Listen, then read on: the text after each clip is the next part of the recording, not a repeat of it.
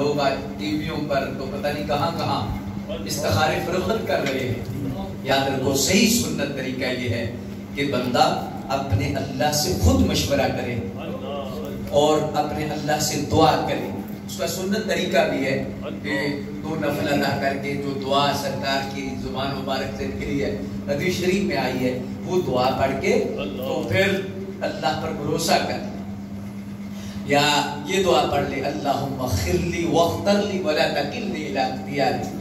جب بہت سارے ایسے امور ہوتے ہیں کہ جب وقت نہیں ہوتا تو فیصلہ کرنا ہوتا ہے، یار میں یہ کروں یا یہ کروں، بلکہ صحابہ تو رستے میں بھی جاتے، اگر 2 رستے ہوتے تو فوراً اللہ سے رجوع کرتے، اللہم اغفر لی واختر لی ولا تکلنی اختیاری۔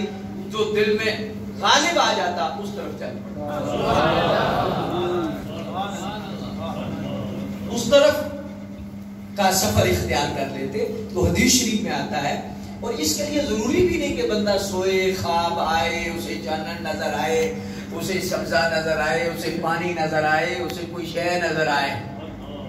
ہاں یہ ہے کہ سونے میں اللہ رہنمائی کر دیتا ہے، اور اگر بندہ پڑھ کر سوتا ہے 1 دن 2 دن 3 دن 4 دن 5 دن 6 دن 7 دن کرتا ہے، اسے کوئی اشارہ نہیں، پھر کیا کرے؟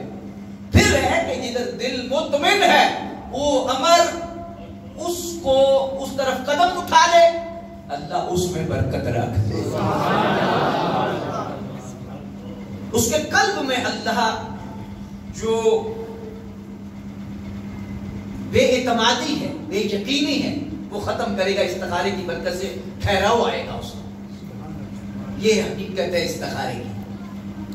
اور آپ نے استخارہ کرنا ہو چند منٹ کے اندر تو یہ دعا اللہم اغفر لی واختر لی ولا تکلنی الی اختیاری، یا اللہ میں سب کچھ تیرے حوالے کر رہا ہوں، تو فضل فرما۔ تو پھر آپ کے قلب میں وہ دولت ڈال دی جائے گی، وہ ارادہ ڈال دیا جائے گا، اور پھر اشارہ ڈال دیا جائے گا، اطمینان قلب آپ کو مل جائے گا، اور پھر آپ کا قدم انشاءاللہ اٹھے گا تو اس میں برکت ہوگی۔